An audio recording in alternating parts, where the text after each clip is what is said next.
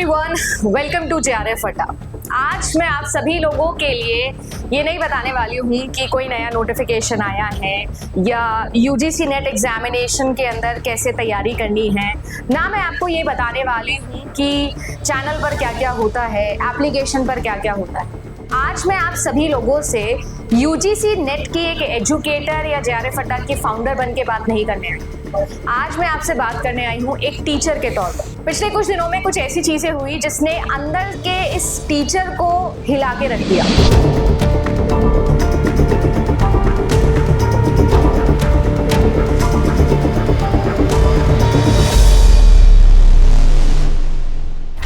इस चीज में वो छुपे हुए अंदर स्टूडेंट को भी जगा दिया जिसने 2018 में गवर्नमेंट एग्जामिनेशन की प्रिपरेशन स्टार्ट करी थी। मेरा पोस्ट ग्रेजुएशन का पहला साल था एंड आई डिसाइडेड कि I will go for an examination called SSC। सपना सोचा था, देखा था कि यार शायद इनकम टैक्स ऑफिसर बनूंगी या कुछ अच्छा करूंगी, सरकारी नौकरी करूंगी, और मैंने तैयारी शुरू करी। और 2018 वो दिन था, जब आप लोगों को याद होगा वो समय था जब SSC की पहली बड़ी कंट्रोवर्सी हुई थी। उस कंट्रोवर्सी के अंदर बहुत सारे टीचर दिल्ली में धरना देने बैठे थे। उनमें से एक टीचर मेरे भी थी जिनसे मैं पढ़ती थी। वो स्टूडेंट मैं भी थी जो उस टाइम पर इस पूरी सिचुएशन की वजह से बहुत ज्यादा परेशान हुई थी, डिप्रेस हुई थी। ऐसा फेज आया था कि उसके बाद मैंने कभी SSC की तैयारी नहीं करी और मैं मूव ऑन करी। मेरा नाम अदिति शर्मा है। जो भी बच्चे मुझे पहली बार देख रहे हैं, JRF अड्डा पर मैं UGC नेट वर्टिकल के लिए काम कर रही हूँ। मेरा SSC से कोई लेना देना नहीं है। ये वीडियो मैं इसलिए नहीं बना रही हूँ कि मुझे आपको कोई कोर्स के बारे में बताना है या मुझे कोई कुछ सब्सक्रिप्शन लेना है, दिलवाना है। मैं आज सिर्फ उन बच्चों से बात करने आई हूँ, उन बच्चों के लिए बात करने आई हूँ जिनके लिए एक टीचर एक उम्मीद होता है।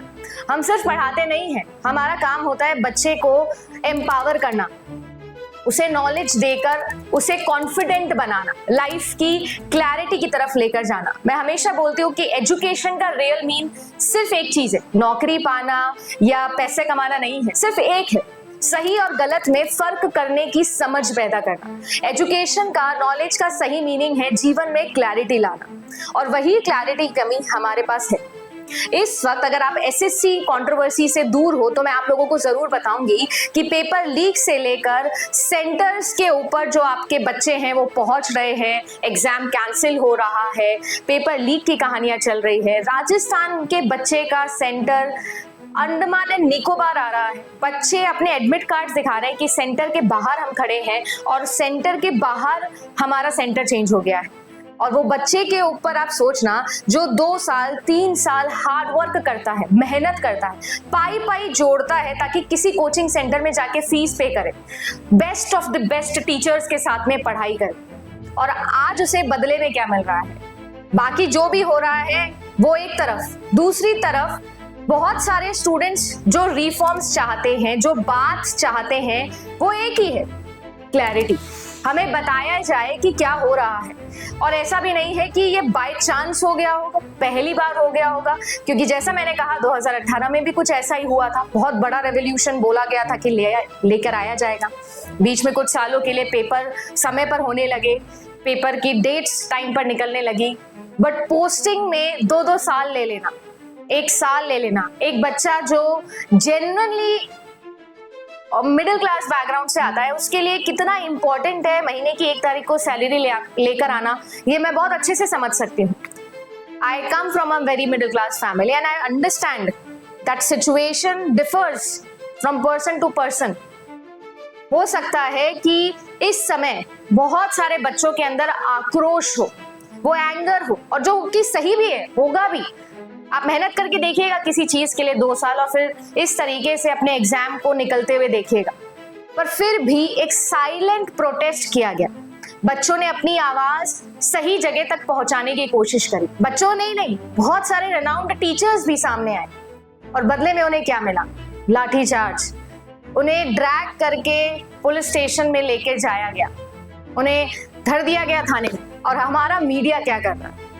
मास मीडिया पढ़ते हैं कम्युनिकेशन पेपर 1 के अंदर, हमारा मीडिया कुछ नहीं कर रहा। हमारा मीडिया ये दिखा रहा है कि बारिश कितनी हो रही है, और वही हिंदू मुसलमान सब वही चल रहा है। कोई मीडिया ये कवर नहीं करता है, कहीं पर भी आपको एसएससी कंट्रोवर्सी के बारे में सुनने नहीं मिलेगा। और जो कर रहे हैं वो यूट्यूब पे वीडियोस बना रहे हैं, मैं भी बना रही हूँ, बट मैं उन मीडिया चैनल्स की बात कर रही हूँ जो यूट्यूब के ऊपर ये वीडियो डाल रहे हैं, सब्सक्रिप्शन की मांग कर रहे हैं। मैं उन टीचर्स को बहुत ज्यादा मॉरली सपोर्ट करती हूँ जो आज बच्चों के साथ खड़े हैं, और मैं धन्यवाद करती हूँ आप जैसे टीचर्स का, क्योंकि आप जैसे टीचर्स की वजह से बच्चों के अंदर वो हिम्मत आती।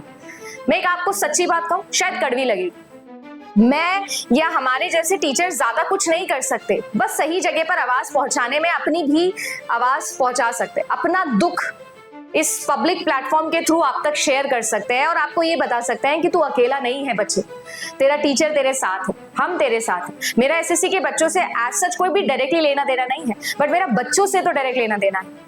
मैं आज ये वीडियो अपने सच्चे मन से बनाना चाहती हूँ और सिर्फ उन बच्चों को मॉरल सपोर्ट देना चाहती हूँ जो इस पर्टिकुलर प्रॉब्लम से जूझ रहे हैं। मुझे वो दिन याद आ गया जब एनटीए के अंदर एग्जामिनेशन कैंसिल हुआ था।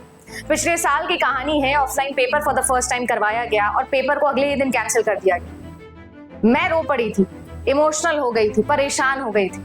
आज कुछ ऐसा ही बहुत सारे टीचर्स और स्टूडेंट्स के साथ में हो, मैं उन्हें फुल्ली सपोर्ट करती हूँ और मॉरली सपोर्ट करती हूँ।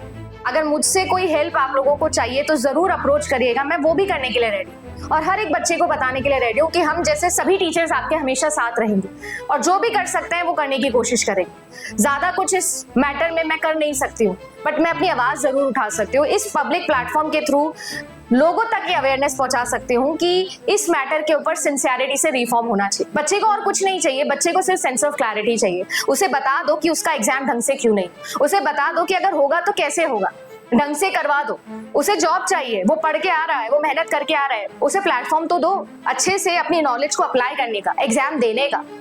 और साथ ही साथ मैं उन लोगों का हार्श क्रिटिसाइज भी करूंगी, उन लोगों को जो इस समय पर शायद पब्लिसिटी के लिए काम कर रहे हैं, शायद अपने कोर्सेज का प्रमोशन कर रहे हैं या सब्सक्रिप्शन का प्रमोशन कर रहे हैं। हम सब जानते हैं कि ये एक बिजनेस है, मैं भी कर रही हूँ, मैं कोई बुराई नहीं है इसके अंदर। ऑब्वियस ही बात है, हम सबका भी घर है, चलना है, पैसा सबको रिक्वायर्ड होता है, बट शायद ये वो सही समय नहीं है। शायद हमें ये सब भूल कर अपने अंदर के टीचर को जगाना चाहिए और बात करनी चाहिए उन बच्चों के लिए, उन बच्चों के साथ में जितना पॉसिबल हो सकता है। शायद उन बच्चों को आज वो धैर्य देने की जरूरत है, उनके साथ खड़े होने की जरूरत है और सही आवाज पहुंचाने की जरूरत है उन लोगों तक जो लोग इस चीज को लेकर बात कर सकते हैं, चेंजेस लेकर आ सकते हैं, रिफॉर्म्स लेकर आ सकते हैं। तो मैं और जेआरएफ अड्डा की पूरी फैमिली इस पूरी सिचुएशन का खंडन करती और आप सभी स्टूडेंट्स को सपोर्ट करती। आप सभी लोगों को हमेशा ये याद दिलाते रहे कि रियल एजुकेशन का सिर्फ एक मकसद है, अवेयर करना, लोगों तक अपनी सही और गलत की समझ पहुंचाना, और वो हमेशा हम करते रहेंगे। एक टीचर का और एक स्टूडेंट का सही जो रिजल्ट है ना, जो सही आउटकम जो वो डिमांड करता है, वो और कुछ नहीं है, वो प्लेटफॉर्म है, वो क्लैरिटी है। चाहे आप जो रिफॉर्म्स करना चाहते हो, आप अपनी मर्जी से क्वेश्चंस पूछते हो, उठपटांग क्वेश्चंस पूछते हो, ऊपर नीचे करते हो चीजों को, बट फिर भी हर साल करोड़ों बच्चे इस एग्जाम के लिए बैठते। आप उन बच्चों के बारे में सोचिए, कुछ बात करिए, रिफॉर्म्स लेकर आइए, और इस बार सिर्फ कहने के लिए नहीं, इस बार जेन्युइनली बात करें।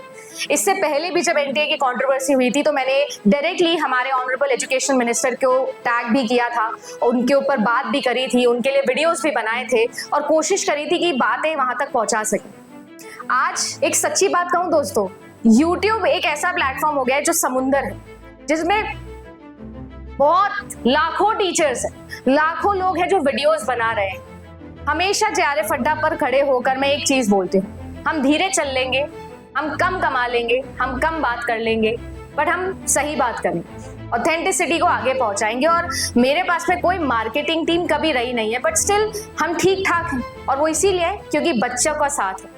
मैं हर किसी बच्चे को तो खुश नहीं कर सकती, बट मैं ये जरूर बोल सकती हूँ कि आज तक टिल डेट पिछले 3 साल से कोशिश यही करी है जेआरएफ अड्डा से भी, और पिछले 6 साल के मेरे टीचिंग करियर में भी यही कोशिश करी है कि मैं अपना 200% दूं अपनी टीचिंग के थ्रू। मैं उस बच्चे को ना सिर्फ सब्जेक्ट सिखा सकूं, बट उसे वो सिखा सकूं जो उसके लाइफ में काम आए।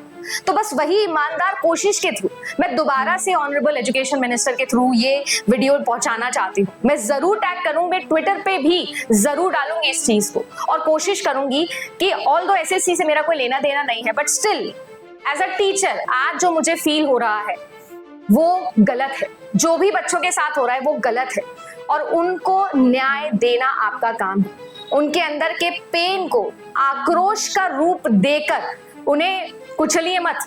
उनका पेन, उनका दुख समझिए, वो जेन्युइन है और उन सब को सपोर्ट करिए। आप सब लोगों को मैं यही रिक्वेस्ट करूंगी कि उन सब बच्चों को रिक्वेस्ट करिए और जैसे हेल्प पॉसिबल हो सकती है वैसे हेल्प करिए। उन सब टीचर्स की हेल्प करिए जो शायद इस आंदोलन में साथ आए, अपने पर्सनल मोटिव्स छोड़कर उन बच्चों के लिए कुछ भला करने की कोशिश कर रहे हैं। राजस्थान के ऐसे बहुत रेनाउंड टीचर्स हैं जो इसमें लगे हुए हैं, जयपुर के, और मैं पूरी कोशिश करूंगी क्योंकि मैं भी जयपुर में हूं कि मैं उन सब लोगों का सपोर्ट कर सकूं। उम्मीद करती हूं कि शायद कुछ ऐसी बातें आप तक पहुंचा पाई होंगी जो आप सभी लोगों को थोड़ा सांत्वना दे सकती है। जैसे वीडियो की शुरुआत में बोला था, शायद कुछ ज्यादा तो नहीं कर सकती, बट ये जरूर बता सकती हूँ कि ये टीचर आपके साथ है, ये स्टूडेंट आपके साथ है और इस सिचुएशन से निकलने के लिए जितनी ज्यादा आवाजें उठ सकती है उतनी आवाज उठानी चाहिए, because SSC needs reforms, student needs clarity. नमस्कार।